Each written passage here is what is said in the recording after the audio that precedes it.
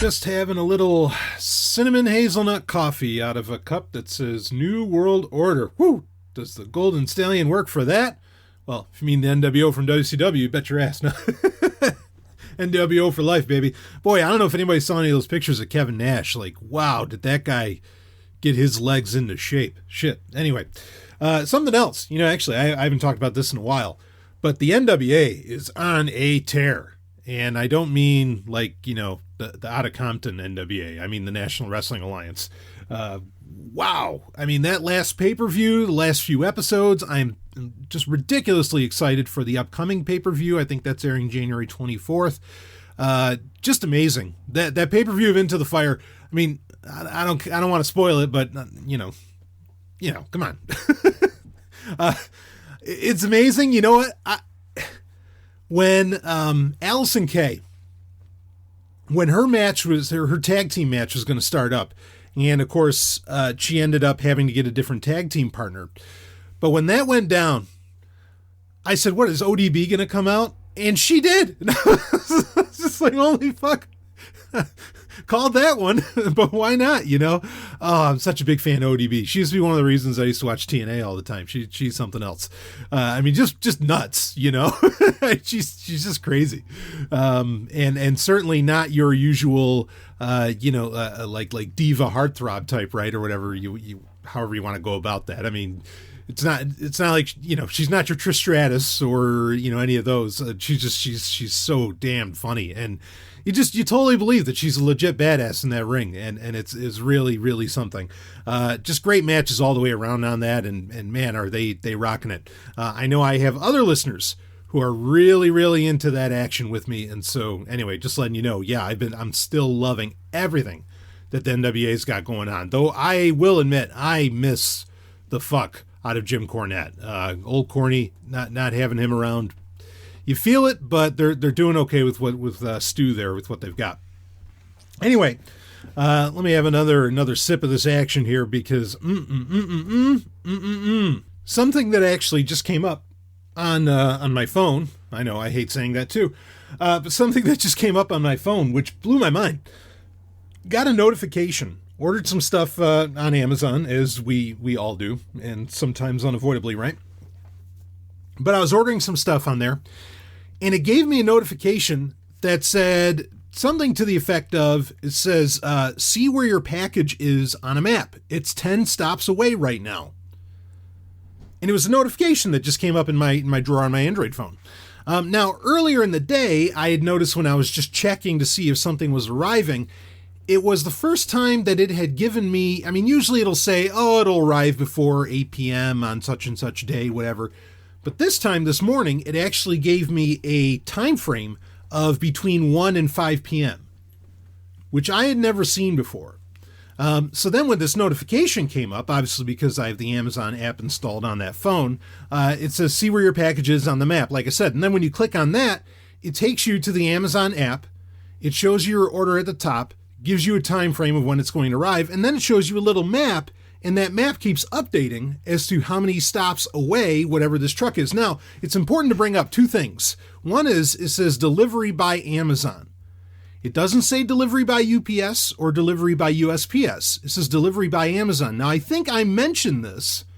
It was either in a Sovereign Tech episode or it was in another Q&A, where recently, and understand, you know, yeah, I'm in the Silicon Mill Yard here, but, you know, I'm in bumfuck New Hampshire, right?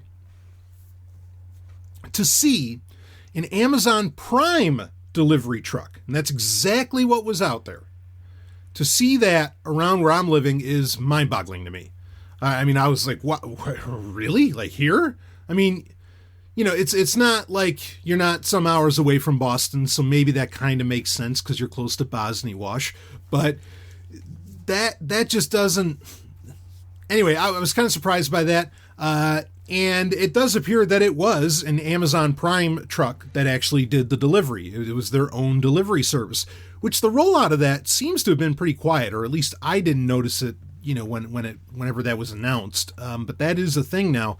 The other interesting point to bring up about it is, I mean, that's amazing. Like, I mean, it's like you're waiting for Santa to come, you know what I mean? It's like, oh, it's 8 stops away or whatever. But I noticed that it stopped for a good while at 7 stops. And I kind of wonder if maybe the guy stopped to get lunch, you know, and it kind of like falls off the map. But the map is the interesting thing too, because Amazon is not using Google Maps. They are using Here Maps, which we haven't talked about Here Maps, boy, probably in a few years on Sovereign Tech. In fact, Here Maps was one of my initial recommendations.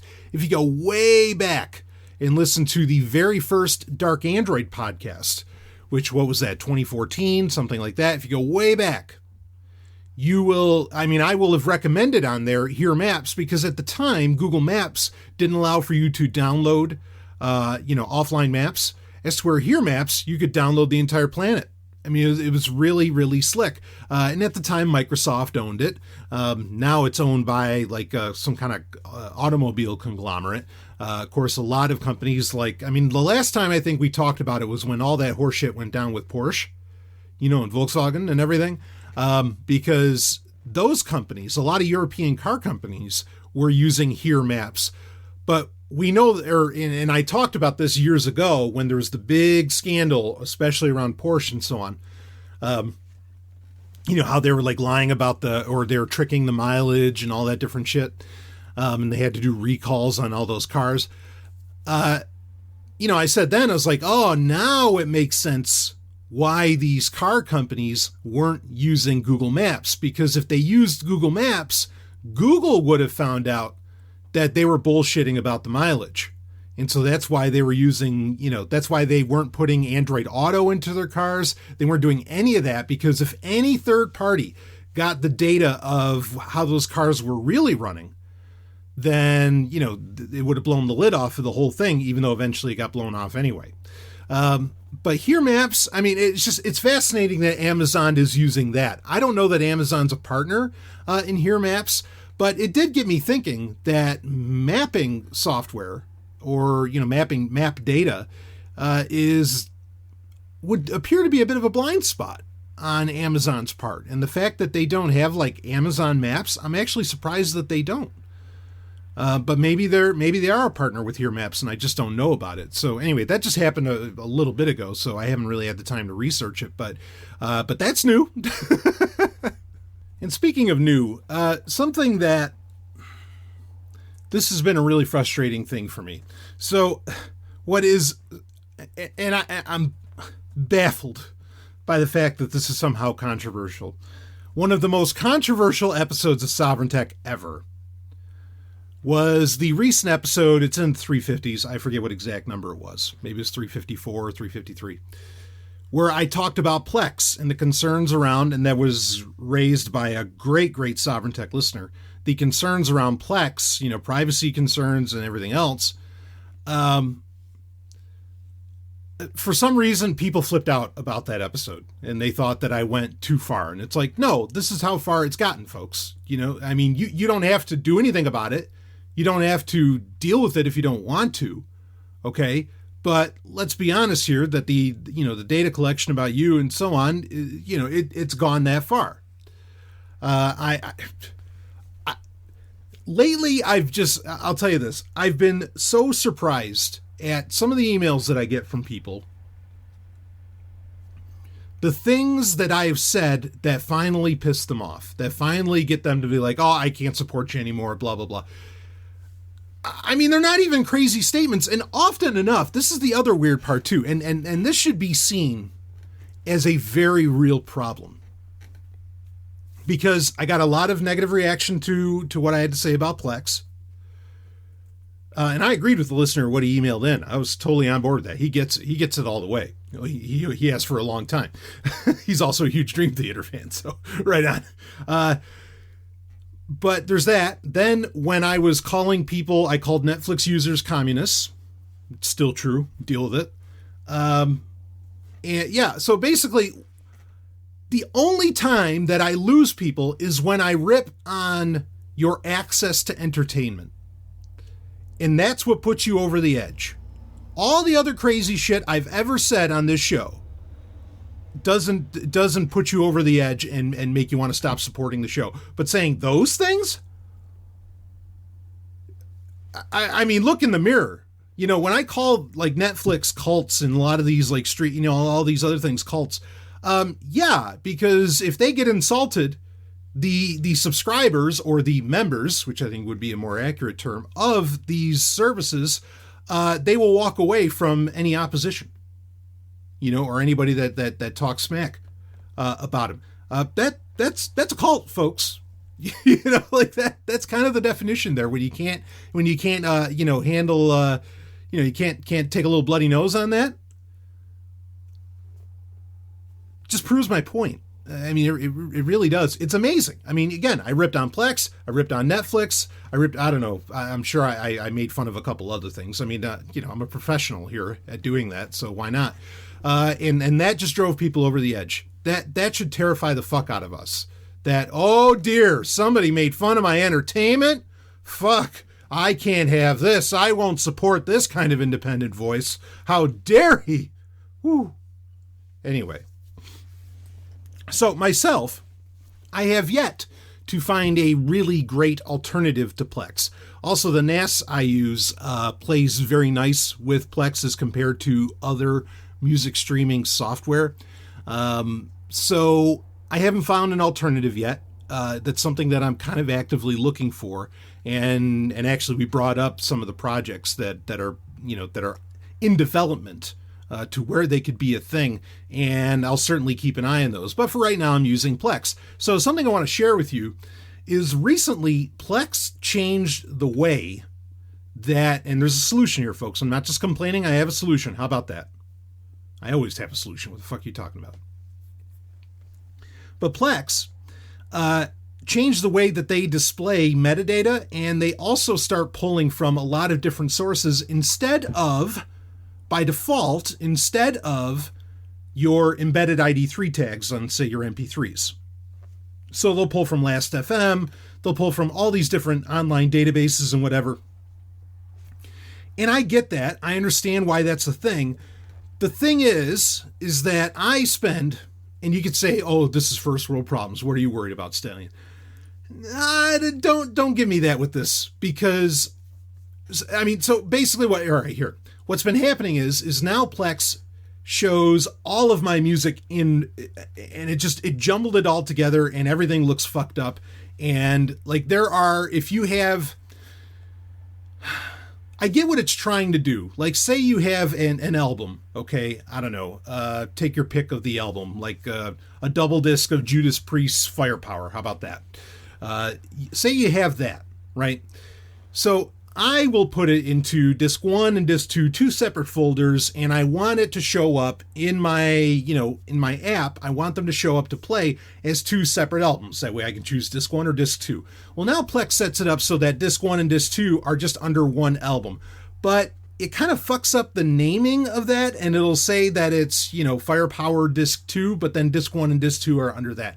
It's all very, very confusing what they have set up here. And I could go into a much longer diatribe on a lot of that, but we got great questions to get into this weekend, so I don't want to spend a ton of time on it, but I do want to give you the solution to this.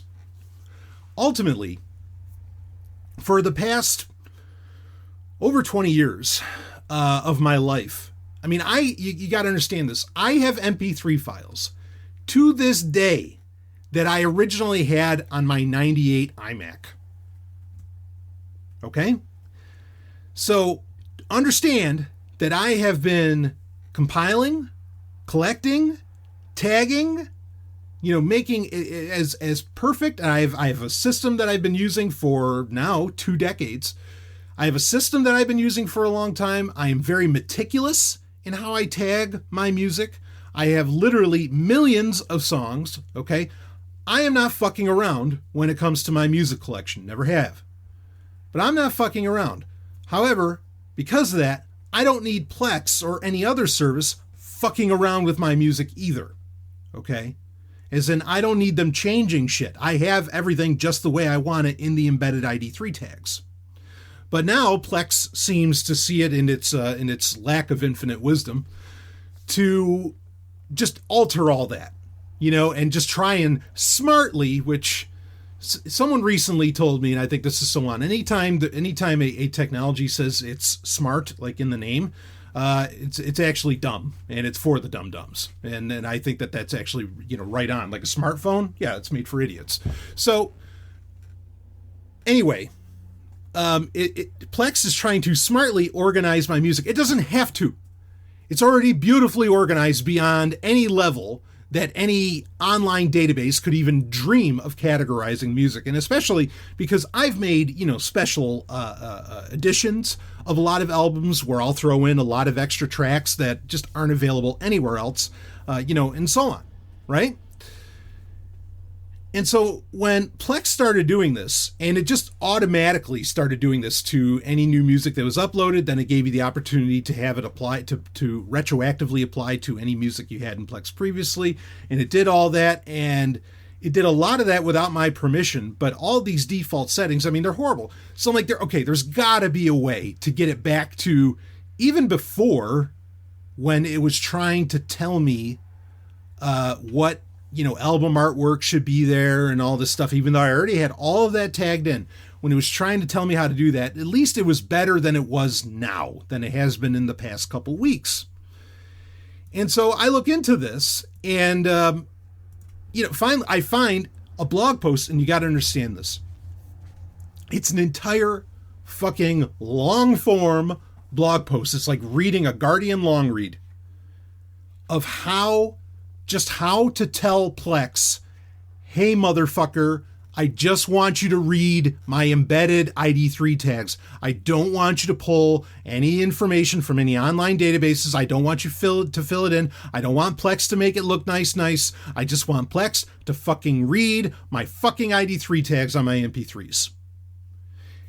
The degree of which you have to go through. In fact, even finding the menu, the amount of screenshots that this Satan blessed soul that wrote this blog post, the amount of screenshots you have to collect just to show where to find, because it's not just something like on the left sidebar when you go into settings on Plex. You have to go deep. You're going like 5-6 screens deep in very weird places that it makes no sense that there should even be extra settings within these areas to find where you can tell it, no, Plex, only use embedded ID3 tags. Then you have to reorder where Plex pulls stuff from. And some of the stuff you still can't even turn off. It was such a pain in the ass. Now, it'd be fine. I understand why Plex wants to default to these things. I don't like it, but I understand why it has all of these varying defaults that try to make things pretty. Because let's be honest, most people, or should I say, let's be frank, because I'm not going to lie to you. Let's be frank about it. Most people are not going to tag their shit and organize their shit to the level that I do. All right? And I get that. And that's fine. And so most people will just be like, ooh, there's the new, I don't know, what's some idiot that makes music today? Ed Sheeran, however the fuck you pronounce that. I've never even heard his name said out loud, and I'm proud of that. They put up his latest, is it even a he? They put up his latest album. And they just want Plex to just handle all the tagging and just make it look pretty, and they don't give two shits. Now, that ain't me. So, but I get it that that's how most people are, because most people in this life are fucking morons. I accept that as well, especially in the year 2020. People have not gotten smarter. Okay, tell me how great the internet is. In fact, quite the opposite. So, but the depth and the lack of intuitiveness, and these settings, we talk about settings being buried sometimes. No, these are fucking 6 feet deep down to the, hell, not even 6 feet, they're down to the aquifer. Like, these settings are so deep in Plex, it's odd. And I don't like it, and it's a pain in the ass, but I put a link in the show notes if you want to figure out how to fucking do it for yourself as well. Rock and roll. But fuck them. They're getting it. In fact, Plex, they're getting out of hand. They just announced a whole bunch of new subscription services. They're going to try and make it so that you can actually watch Netflix from your Netflix account in Plex and do all this other stuff. And it's like, man, whatever happened to caring about me and my personal media? In the first place, I feel like a lot of people that would use Plex anyway are people that already, are doing the business with their ID3 tags and so on.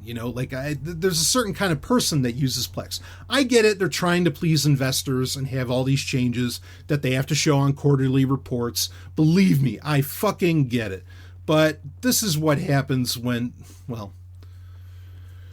anyway, we don't need to talk about monetary incentives. But there's a link in the show notes if you want to figure out how to set up Plex to read off of your properly done ID3 tags. Go for it. And you just take a look for yourself. You're going to go, wait, where the fuck was that setting? I've never seen anything like that. Even if you've gone, balls deep in the settings of Plex over and over again.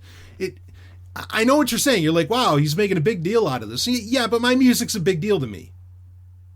Okay, and I'm using your fucking software as a matter of trust. But whatever. So, that said, why don't we get into some questions, shall we? Now, I was going to talk about the questions, but holy shit, I just got an email. I just looked here, and that Amazon delivery I was talking about earlier, I just got an email saying delivered your Amazon order number, and it gives the note. And it says, hi, Brian, your package has been delivered. How was your delivery? And it gives you a thumbs up, thumbs down. But underneath that, in the email, there is a picture of the box sitting outside my home. And this is, it's not just some random picture. No, that is absolutely because that is the front of my house. I can see my NWO shoes through the door. What the fuck? That's fucking creepy. So now I guess that's somewhere in the privacy settings that I gave Amazon permission to take a fucking picture of my house. Okay. I mean, now, okay. Devil's advocate. I get it. Amazon has probably a very real problem with, packages saying they were never received, packages getting stolen, packages claiming to be damaged, and all of this. And this is obviously solving that. I understand where Amazon is coming from and where this is beneficial to Amazon and doesn't even really require a privacy concern. Okay. I can understand all of that. This is the first time I've ever seen this. This is brand new. I don't know if anyone else has had this experience. Feel free to email me about it and you can tell me what you think about it. But holy shit. And so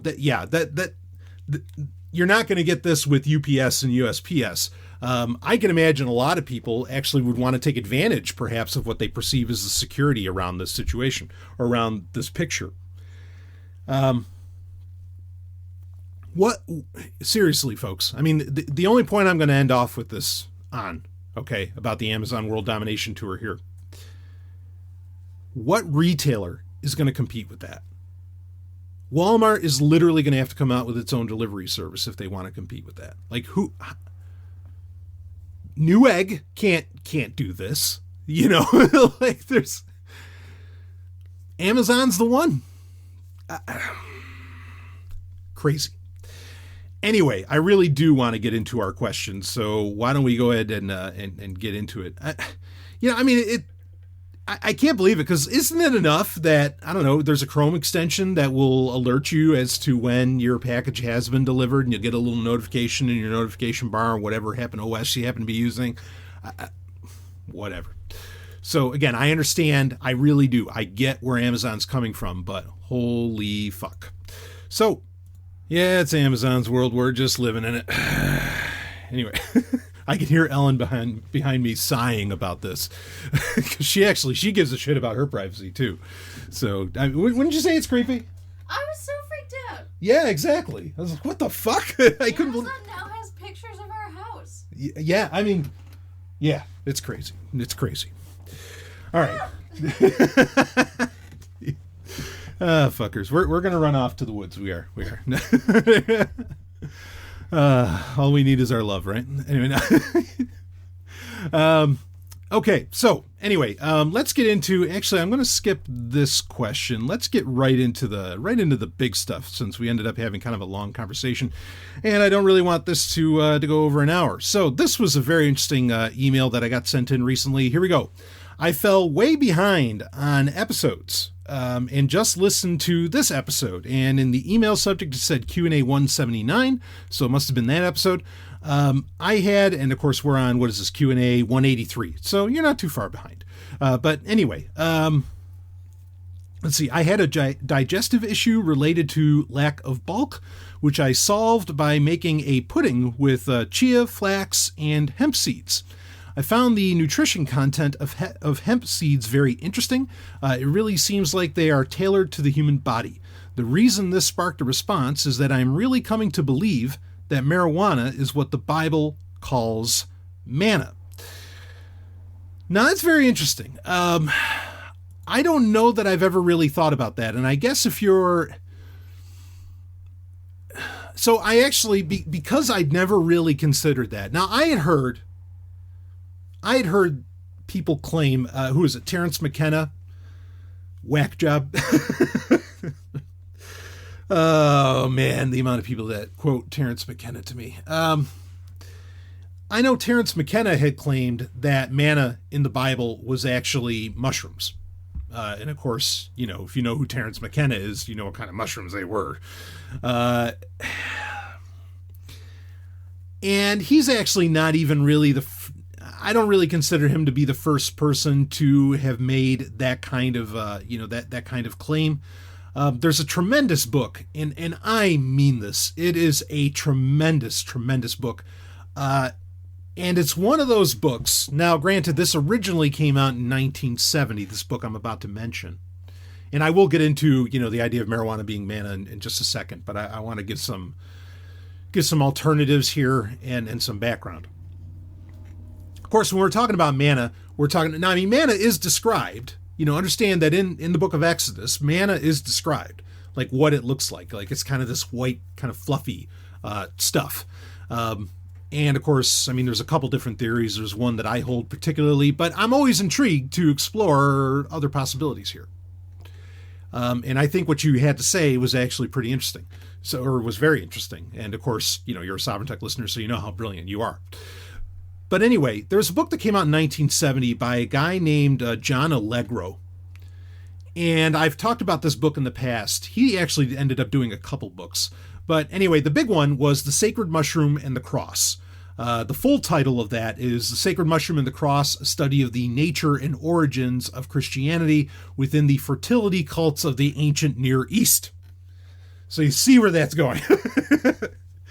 This book, again, came out in 1970. There was a reprint, actually a fairly rare reprint, that was only reprinted, as I understand it, it was only reprinted in Europe in 1973, and it has an introduction that talks about the response that John Allegro got to the publication of his book. Now, understand, John Allegro is not just some guy who, he's not just some Alex Jones or whatever.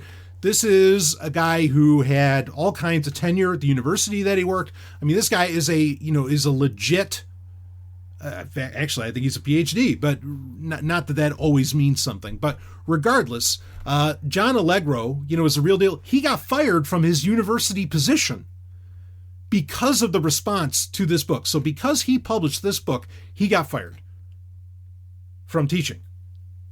And I got to tell you, in my book, now I don't mean Sacred Mushroom and the Cross, I mean in my mental book, when you get fired from your job because of a book that you published, you're doing it right, and you must have said something, because you rattled some cages.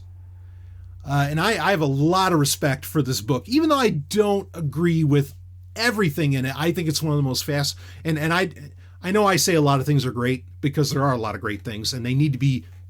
A lot of the things that I say are great because nobody else has ever really heard about them, so I sell them. Okay, as in, I put them over as being great, great, great, great, great. So you hear me say that a lot, but often it's because it's something that no one else has ever really heard about, or very few people have. But understand, this is a great book. It is a very odd book, I'll give it that. But I also consider it, as far as religious texts and religious exposition books go, I consider it one of the most important books ever written. Ever. Flat out. Ever. Okay? And that's not a work, that's a shoot, right? As they say in the wrestling business. I mean that. This is a wild book with a lot of great theories in it, and this guy did the work. And he did the work so well, again, he fucked with some people's heads, and he ended up getting fired, okay, from university. So, in this book, he makes this overall claim that, in fact, it begins with an A. I can't think of it. It's a particular type of mushroom, but it is a hallucinogenic mushroom. It's a popular one that's kind of all over the place. But regardless, his claim is that really all religions actually come from these fertility cults that also doubled as mushroom cults, where they would take mushrooms and, go through the hallucinogenic experience, have orgies and all this stuff, and then, you end up with whatever religions happen to be out there. Now, I mean, he's not just going after Christianity. He basically takes them all on in this book, but in 1970, going after Jesus Christ is a good way to get you on the cover of the New York Times bestseller, or on the top of the New York Times bestseller list, right? Makes sense. So his theory overall, I think, or his abstract notion that religion comes from the consumption of a hallucinogenic, I think is actually spot on. A point that I've brought up even in recent episodes of Sovereign Tech. In fact, we were talking about the cave art found in Indonesia. That's like the oldest cave art we know of now. I bring this point up many times, and I'm not the only person that's talked about this. People who are much more interested than I in this sort of thing have also brought up this point well before I did. And that is that our ancestors, okay, our ancient humans, our more primitive counterparts, they could not, you can't survive if you have any break with reality, when you don't have civilization or, any kind of safety net effectively around you that society, even larger tribes or civilization, would really allow for. You have to be completely in touch with your surroundings, or you are food for wolves. And I think that at some point, because this question gets asked a lot and a lot of people wonder about it, how did the first religion ever come into being if the very ability to survive on planet Earth as a Homo sapien required you to not believe in things you can't see, okay? Or that something that you can't see, have never talked to, whatever, is, going to come and save you. How does that happen? And I've often referenced this book from John Allegro, that came into being because somebody, I don't know, they were starving, whatever. They had some mushrooms that were out there. Or maybe they got it boiled in with stuff, whatever. I mean, because anyway, I'm not going to go down that road, but they consumed something like this, and then they started seeing shit that nobody could have ever fucking imagined at that time. And then that person was seen as, whoa, you are in contact with some higher forces here, or blah, blah, blah, whatever that ended up being. And basically you end up with your first priesthood that is effectively a mushroom cult. So, I mean, that's my kind of running theory with how a lot of religions, if not all, really started. I mean, there is some wiggle room within, like, is something... I could get into a complete side subject around, say, things like Freemasonry, where Freemasonry may just be allegorical representation of actual science. Okay? As in, it looks like a religion, but in reality, it is all symbolism that represents scientific principles. Okay? And I'm not saying I'm not pro Freemasonry. Don't confuse me on that. I'm just saying there are some religions that I think that's how they ended up coming into being, is that they have carried down what they would call traditions, which are actually scientific concepts that have been muddled. But a lot of just the wackier shit, yeah, it probably came from mushroom cults. Like I'm okay with that. So now Terence McKenna would, of course, kind of run with this idea and say that it's Manna, and the color might, I don't know, kind of fit in with that. I don't necessarily go down that road. I totally recommend reading John Allegro's work. I do not recommend reading anything by Terence McKenna, that fucknut. I mean, look, this is just a guy who he was just a horny fucking bastard, right? let's just call it. And he didn't have like enough personal charisma, in my opinion. And this is true for a lot of these kinds of guys, especially in the 60s and so on. I mean, and to say nothing of whether or not he worked with the CIA, you know, but that's a whole other thing. But a lot of these guys, they just didn't have enough personal charisma, so they basically had to drug people up to make them like them. I mean, that's the reality around a lot of these different figures. So regardless of that, yeah, the idea of it being, you know, that concept of manna actually being mushrooms, I mean, I could kind of see that and always understand that the Bible, especially Torah, especially the Old Testament, you know, works on a lot of different levels. It can represent a multitude or multiple things. It can be telling you actual history or a representation or kind of a retelling of some kind with some names changed here and there of history, or it should be and/or it can be something metaphorical, it can be something abstract, okay, it can be representative. So, you know, it doesn't just have to work on the literal level. And in rabbinic Judaism, that's considered order of the day. Like, that's just how it works. So the idea that manna could be, you know, something actually very real and exactly what it says, but then also be mushrooms or maybe also be hemp seeds or something like this is entirely possible. But I think where the emailer is going with this interesting theory, and I don't know if it's a he or she, actually, I apologize, or, you know, anything else. Where you're going is that I'm guessing the hemp seeds were basically, you know, hemp was basically the manna, and that they were surviving off of that, like making hemp cakes or something along those lines. I'm guessing that's where you're going. Now, I never really thought about this, like, it just never really crossed my mind. And I decided, I was like, you know what, let's go to a little search engine and let's see if anyone else has said anything to that effect. And I really only found like a couple of people who actually kind of took the idea somewhat seriously and had a similar theory. And there's a couple things. There is some suggestion that like some of the terms used for, I mean, depending upon the translation that you're rocking, like with bread and things like this, that at some point some of these words are relative to the term for hash, right? And so, yeah, I mean, the idea, and this is something I've heard as well, the idea that somehow like these foods, or at points where the Bible is talking about food, because John Allegro would go down this route as well, that it's actually referencing, like, you know, again, some kind of, you know, hallucinogen or something along those lines. It's not actually talking about real food or like real bread or manna is just something else. The idea that it's something like that, I mean, it's possible. And there's some linguistic research that you can do that would point at that. Or what would you call it? There's some philology that you would do that could point at that. So it's an interesting idea. I mean, as far as how well it works with the human body, you know, that's certainly fascinating to look into as well. I don't really have necessarily on that. I mean, one thing to bring up is that when the Bible mentions manna, there's no real need for it to even necessarily be one thing. Like, it could be multiple things. Like, there's points where it could be talking about mushrooms. There's points where it could be talking about, you know, hemp, marijuana or hemp seeds, whatever. There's points where it could be talking about something, you know, some kind of weird algae, a hybrid product of some kind. I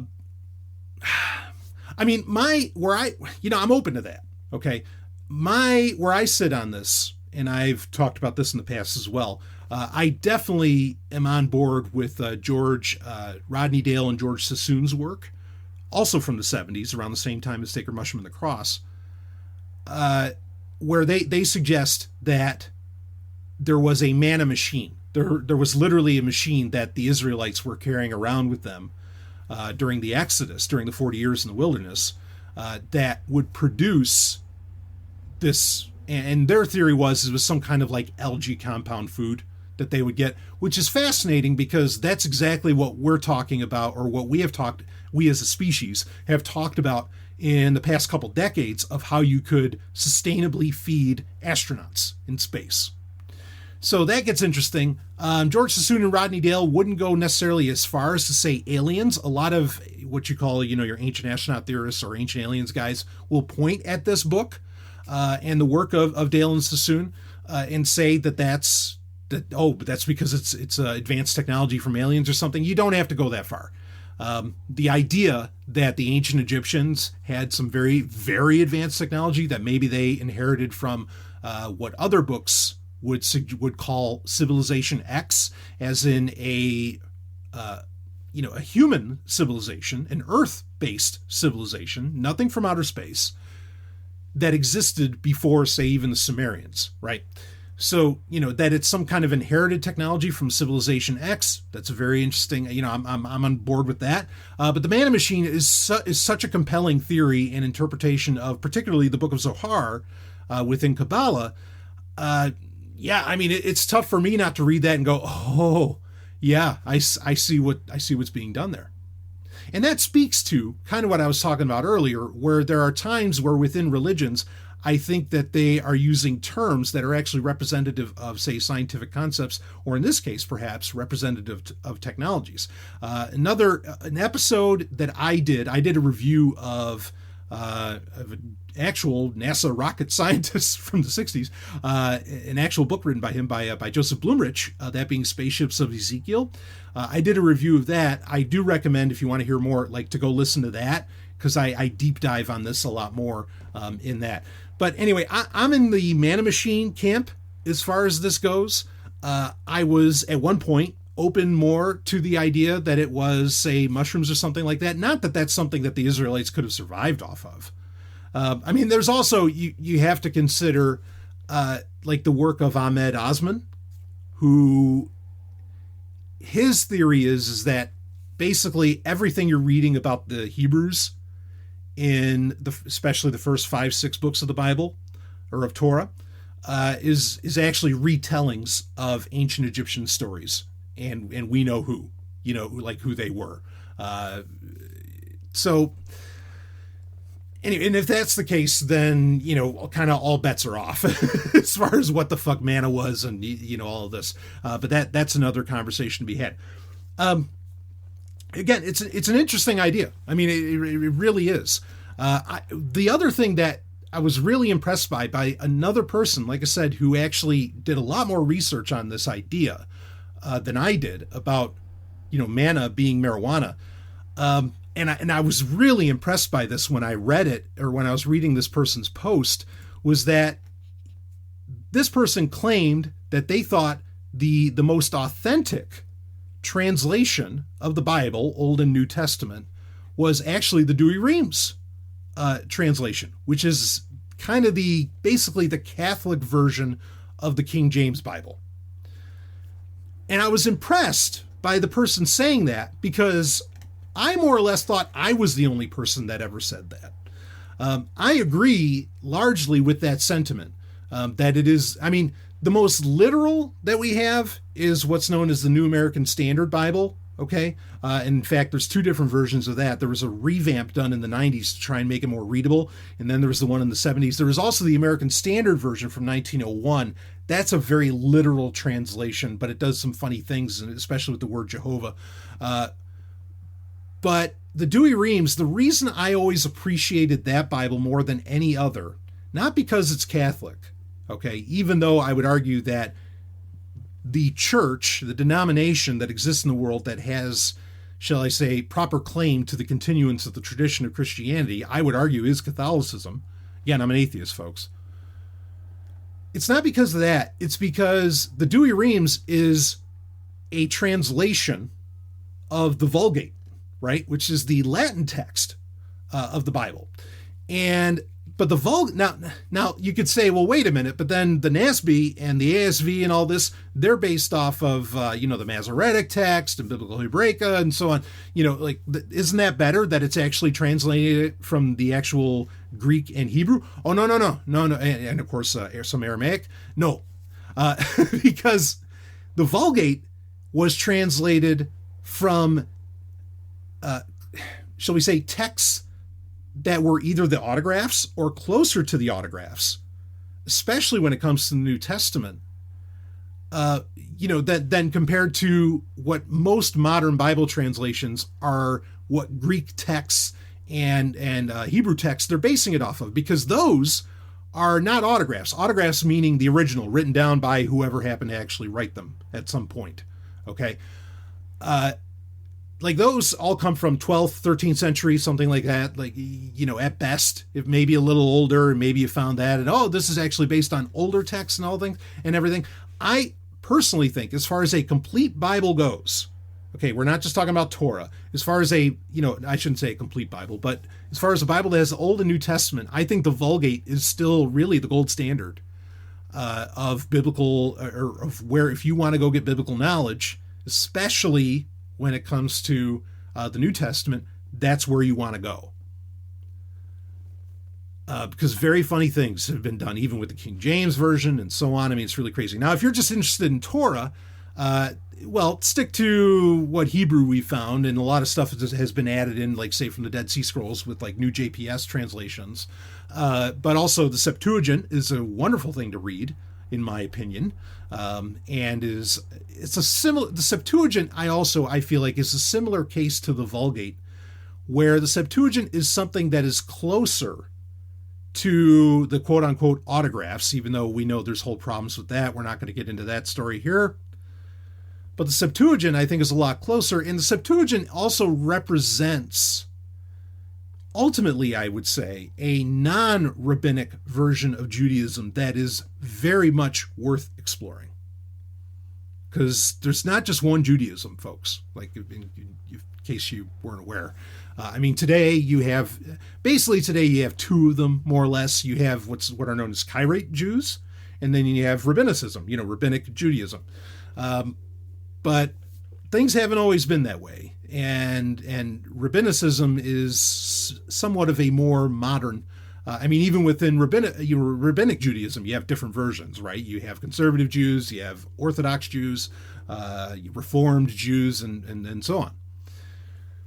So anyway, interesting theory. I wanted to kind of address it. I see that there is some philological evidence to suggest that you might be onto something there. I am still in the camp of the Manna machine, but frankly, it is anyone's guess right now as far as what Manna is, because nobody really knows. So, okay, let's get on to another question. Let's move on from that. And oh boy, we got a doozy here. Look at this one. Let's open it right up here.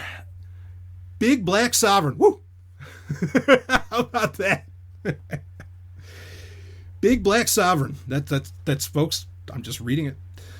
Sorry if that offends, but I can't help thinking of that every time I type out your email address. Ooh. Of course, my email address is bbs@sovereigntech.com. So I guess BBS, Big Black Sovereign. I wonder what's trying to be said there. I love it. Anyway, I think it's fitting for you, given your triple black lifestyle, much of which is spent at the gym. Woo, thank you. Anyway, God, there's so many things I want to say. All right. Anyway, I do have a question for the Q&A this week. Sometime in the future. So here's the question. Sometime in the future, humans may go to space with the intention of colonizing other planets in our solar system, or planetoids and exoplanets. So Stanley, breaking in for a second. This is fun because we went with history, the present, and now we're going into the future. This is perfect. What more could you want? Reading on, most of these environments will undoubtedly be incredibly harsh for life as we know it. I think you've mentioned in the past that you feel intergenerational ships are unethical for the children born on them. But does this also apply to human colonies of other celestial bodies? Also, if you have time, I'd be interested to hear your thoughts on the ethics of genetic modification of future generations to better suit these new environments. Live long and prosper, Slagathor. Well, live long and prosper, or should I say peace and long life to you as well, Slagathor. I don't know if we're going to have time to get into the genetic modification question, but it might just come up anyway. That part might just come up with what we're going to talk about here. As far as, this is so tough. This is a beautiful question. Because the first ethical problem. Now you're right. You've got me right that I have a problem with what they call generational ships, where basically if we wanted to go to Proxima B, that is a trip that is going to take decades, even if with propulsion that we can even dream of. Okay, this is going to take a long time, and you're going to have to have families on these ships. And the people that initially left the Earth in one of these generational ships are not the ones that are going to end up landing on Proxima B. Okay, it will be their descendants that end up there. That's why you call it intergenerational or a generational ship.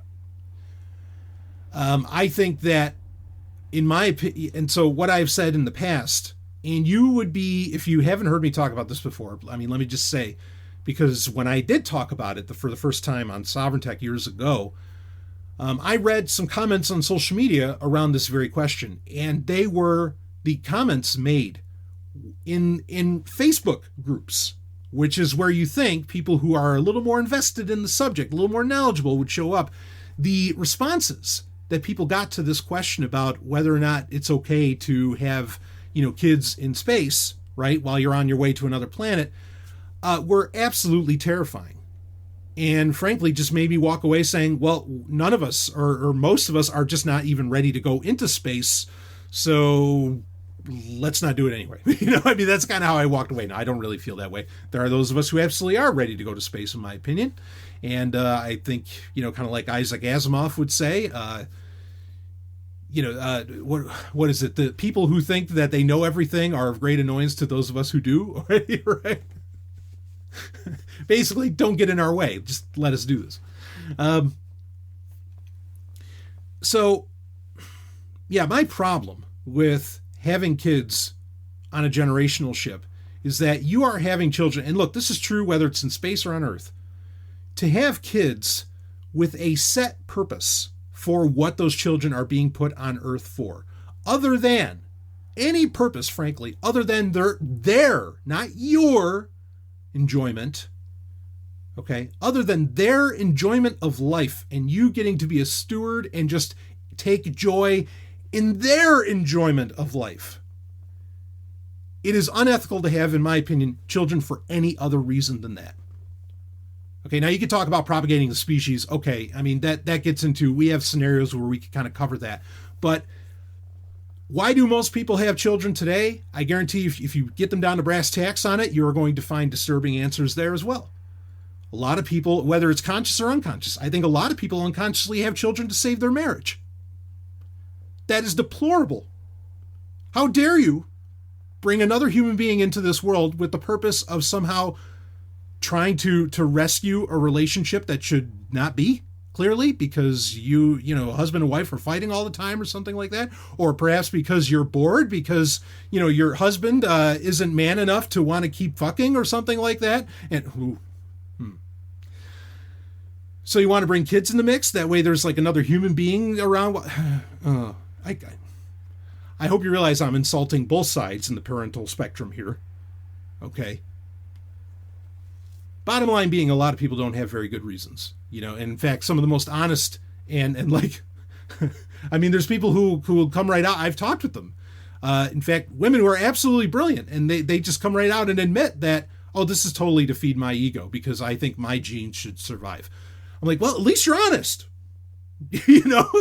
like, okay, I get where you're coming from. At least you're honest about that. But the only ethical reason, in my opinion, to have children is for you to, or is to bring someone in to enjoy life. And anyway, we don't have to go on all that.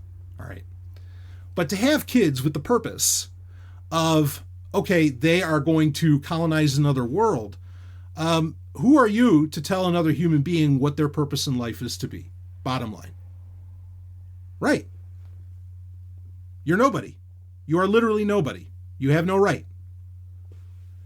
And that's part of where it gets unethical to do that to children. Okay, to say nothing of, like, basically raising them in a sardine can. And the problems that exist around that.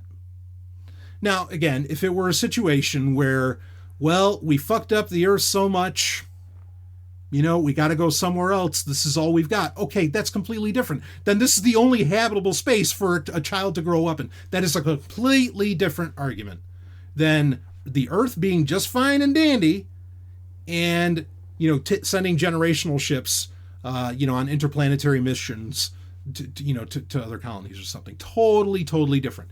Now, am I a firm believer that humanity is meant to be a multiplanetary species? Meant to be genetically? Yes, absolutely. And I'm not the only person that thinks that. Plenty of people at NASA, of course, they would, right? Their pocketbooks on the line. But you get my point. I'm not the only person who says such things. Carl Sagan would talk about that, the only way to guarantee the survival of humanity, blah, blah, blah, is through becoming a multiplanetary species. That is all fine. I have no issue with those kinds of statements. And again, I would argue, especially since I think some of us are genetically predisposed to be explorers, that it's just part of what we do. We look to the other horizon, and eventually we find all the land on Earth, and yet our imperatives, our biological imperatives within us, want us to keep looking and to keep going to that next horizon. And that next horizon might be an asteroid named Ceres, or it might be Mars, or hell, it might be the clouds of Venus, which, yes, we could inhabit those. I mean, it'd be a little hotter than Florida, but you could do it. And it'd actually be a much better prospect than Mars, in my opinion. All these people talking about going to Mars are I mean, hey, that's fine. Go ahead. But the far more interesting and amenable option, I think, is literally living in the above the cloud layer, or just above the cloud layer of Venus. But anyway, that's something else we've talked about on Sovereign Tech in the past. But there you go. So, getting to just about anywhere in the solar system, especially the more habitable places, say even Enceladus, Europa, a lot of again, Mars, Venus, a lot of places within the prime asteroid belt. These are trips that are completely in line and very reminiscent of, say, the voyages of Magellan, or the voyages of Columbus, or Cook, Captain Cook, or take your pick. Okay, they are not unreasonable, and humanity is a nomadic species, and I think going to other celestial bodies, at the very least within our solar system, I don't think there's anything unethical about that, about having kids on those other celestial bodies, especially some of these. I mean, they are wide open spaces, right? Mars could be yes, you might have to stick within a certain area, but you could probably put on a spacesuit, whatever, get out there and do your thing. One of the important things that you want to foster in a little human being, or what we call children, but they're just little human beings for as long as they're little, is you do want to foster that sense of exploration, learning, freedom, art, right? Creativity. That's what makes us a species. That's why I think creativity, and which expresses itself often enough in art, is really what defines us, distinguishes us as a species.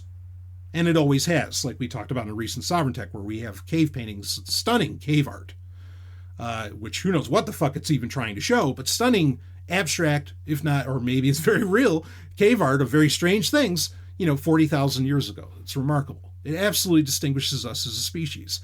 I would argue you cannot allow a mind to thrive in that way, as in the mind of a little human being, if they are contained in a tiny little starship, or even a larger one, with no option of going to, say, another planet or back and forth or whatever, and really being able to travel and so on. Those options don't exist when you are on a generational starship, where they might not ever get to, be able to stand on land in any way. I'm kind of reminded of, I'm thinking of like in Star Trek Enterprise, the character of Travis Mayweather, the helmsman. Great character, great show, great show. But he is a space boomer. He is one of the space boomers is a name they give in Star Trek to people who were to humans that were born in space on starships. Now, what you learn is that, or what you discover as you watch the show, is that Travis Mayweather, yeah, he's a space boomer. He was born on a starship, but he's been to more planets, seen more cultures, experienced different life forms, including women with 3 breasts and all this other kind of stuff. Or I think he means that they had 3 breasts. Maybe they had, I don't know, 3 vaginas. I'm not sure. But regardless, he's a little vague on that. But also, we know that he ran into Orion animal women and everything, right? He got to feed all of those things where he got to interact. He got to be social because we are a social species. He got to explore, got to put his feet on the ground. He got around. He wasn't just living his entire life on whatever, the ECS Fortunate, right? On some little freighter. So his mind was allowed to grow. I mean, and I'm reminded the movie that actually Ellen and I reviewed recently of Ariana. Or Aniara, not Ariana. Fuck, I keep doing that. Aniara. Where you see, I mean, this is like great science fiction is meant to be. That's why I call it the science fiction method, where it is an exploration of possible futures and how things, how humanity adapts to changes, sometimes rapid changes. I think Aniara was spot on in its exploration. And again, remember, it's based off of a 1956 poem where without art, that the human brain just kind of goes into, I mean, almost like a zombie mode, which is what you very much see in that movie. And I think it's an accurate exploration of exactly what would happen. But to even engage in art, right? Remember in that movie, you had the little girl who, if anyone else has gone and watched it, and I hope you have, because it's a brilliant film.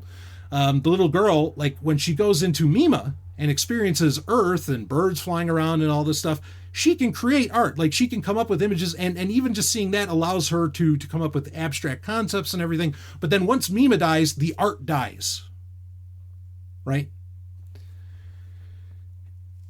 And so I think, when you put humans in such a controlled environment, in such a standardized environment, like a starship would have to be to even make that trip, I think you kill the creative impulse within a human being. And when it's a child that is developing within that, no good. And before anybody says, well, we can just give them like Mima or VR or something like that. Substitutes for substitutes, my friends. Our children deserve the real deal. Just like we, when we were children, deserved the real deal. And I know a lot of us didn't have parents who might have thought that way.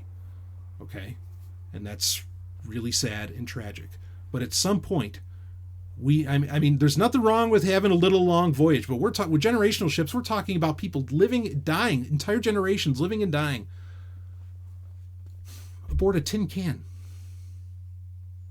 And if we don't have to do that, why do it? There's so many amazing places just within our solar system that we as humans can inhabit, that we as humans can set up camp, as it were, and enjoy and find whole new ways to inspire ourselves. Please don't lock us up in tin cans and send us off to some far off, planet that some of us may never even see. We deserve better. Just by the very nature that we can develop the technologies that can even do those things, then let's keep being creative and come up with better than that. And let's do better for our kids. It brings up, a couple points. One is that, look, the Earth is made, you're talking earlier about how hemp seeds seem to just be made for us. I hear what you're saying there. One thing I can definitely say with confidence, though, is that the Earth was made for us. We need to take care of this little ball. And while as we go off and explore all of these other places, I assure you, there will be nothing healthier than us, our children, and so on, just knowing in the back of their minds that when all else fails, we can get back to safety. We can get back to the safety that is Earth, that is really made for us.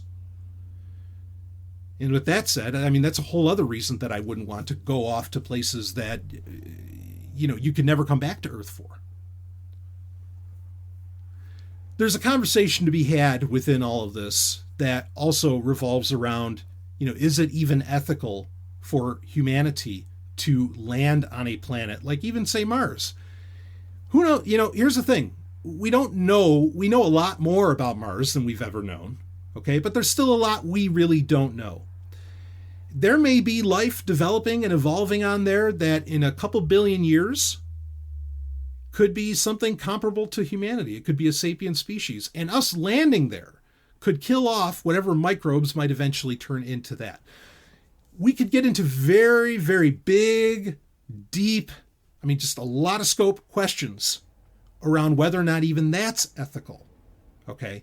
That's part of the reason I feel a little bit better, because I don't have a great answer for all that. Okay. That's a conversation that is going to need to be had for a good long while, because as I've also said recently on Sovereign Tech over the past couple of years, we, especially with the Space Force, becoming a thing, all of this points at that the average human being is going to have access to outer space, I think, within the decade. I could be wrong, but I think I'm pretty right on that. But part of the reason I'm a little more amenable to the idea of just inhabiting, basically upper levels of the atmosphere of Venus is because maybe we won't be interfering so much with the development of life on some other planetoid, some other celestial body.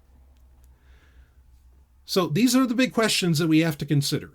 And if someone's not willing to even consider them, maybe they shouldn't be in outer space.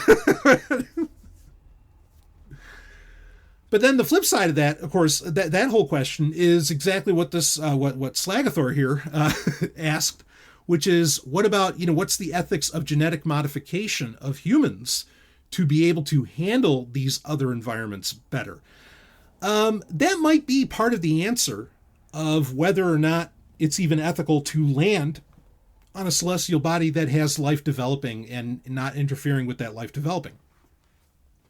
Is that if you altered humanity to a point where it is, where it itself, a human being, is more adapted and amenable to an actual environment, that could, you're still kind of an invasive species, but that makes things a little more interesting.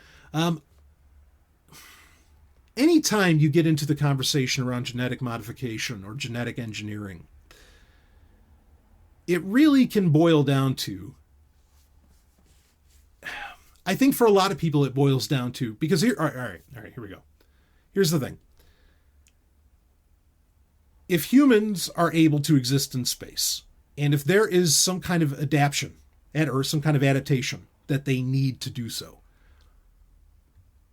selectively and naturally, evolution will, pick that out, and we will go forward, with that new adaptation, that mutation, perhaps. Okay.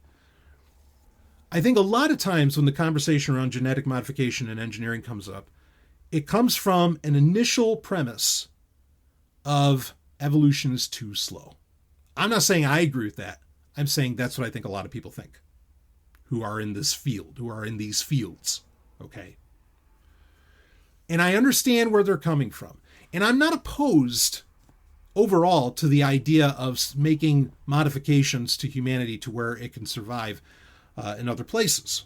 Okay, in other very harsh environments, like some of our solar system would be. I'm really not opposed to that. There's a huge conversation to have around it. I think we're going to have to save it for the next episode, because I really want to talk about it, because that's going to create all kinds of things.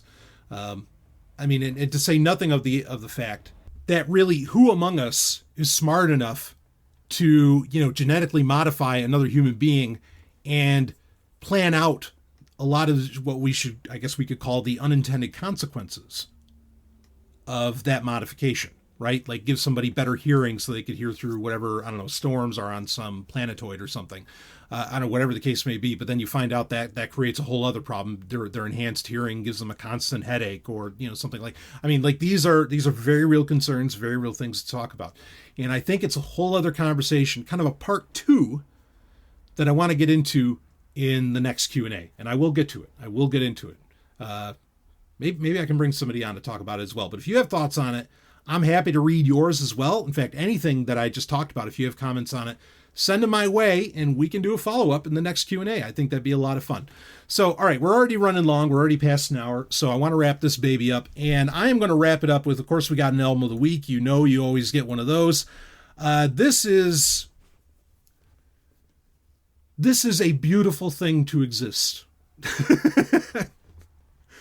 This is nothing less than remarkable that it is a thing. That it is a... I mean, I think you can get a digital download of it. So it's out there. I mean, I've gotten a download of it, but I think you could purchase a digital download if you want. But there were I think about 500 copies made of the CD. This just came out in 2019. It's a soundtrack, okay? It's the 35th anniversary edition of the soundtrack for the movie Mutant. No, it's not an X-Men film. It's from 1984. Almost nobody knows about this fucking film. I know about this movie. I have the DVD. In fact, good luck finding that because I remember when I purchased it on Amazon some time ago, it said it was the last one and it didn't say more on the way. And in fact, I remember opening up the DVD and it smelled damn funny. I was like, wow, this has been sitting in a stock room for a while. Mutant is a kind of an alien ripoff film from 1984. I mean, it's not a great movie by any stretch of the imagination. I wouldn't begin to suggest that. Richard Band's score, though, for the movie, I think is actually dynamite. I appreciate the movie for what it is. I get it that it's ridiculous, but I love it for that. Okay, I love it for what it was trying to do. I mean, you're talking to one of the biggest Roger Corman fans of all time. I've dedicated, not just Roger Corman, I've dedicated so much of my work to Russ Meyer, right? I mean, if you know, Faster Pussycat and, Kill Kill, you know the deal. I mean, I love this kind of stuff. Doing shit on a shoestring budget and all that and trying to come up with, implement these really, wild ideas. I'm so on board with this kind of stuff. So the movie Mutant, okay, you don't have to watch the movie if you don't want, but I love the score by Richard Band. Richard Band has done, he's done some recent compilations of soundtrack work from SG-1 that he did just fantastic on that. He's done some other stuff too throughout the years. Great composer. I love this soundtrack. And I just can't believe Mutant, nobody else knows about this movie. And the fact that there's a 35th anniversary edition release of the full soundtrack for this. And it is the full deal. It's a 26-track affair. I just think that's amazing. It makes me so happy. And I was listening to it. I just wanted to go to tears. Because you're talking to a guy who, when I was a little human, when I was a child, I had my dad show me, okay, then I could figure it out on my own later, but, I had my dad show me, all right, so how do I hook up the cassette player to the VCR so that through the aux channel, so that I can record audio onto an audio cassette from a VHS tape? How do I do that, Dad? And he showed me. And I did that. I made my own mixtapes of all kinds. Shit from The Karate Kid, shit from Rocky, shit from, some of these movies like Explorers and a bunch of other ones where, that's another great movie, Explorers, if you've never seen that. That's a genuinely great movie. That's not just hokey like Mutant. But I would just copy the music, from all these things because I wanted to hear these themes, And at the time, the soundtrack business was basically non-existent. I remember what a friend of mine had to go through just to get the soundtrack for Transformers the movie from 1985. And I'm so glad he did because we listened to the fuck out of that and made copies of it. Woo! So today, to be able to get full-on remastered editions of these films that most people just don't have a memory, or if it wasn't on Netflix, it never existed for most people. It's wonderful that this stuff exists. So if you want to check it out, get your hands on it. 35th anniversary edition of Richard Band's score for Mutant. If you want to try and find the movie, go for it. You don't have to buy the DVD, but yeah. Great time. So there it is. Anyway, we'll wrap this baby up, and I will see all of you, on the other side. Testing, 1, 2, 3, woo! Woo!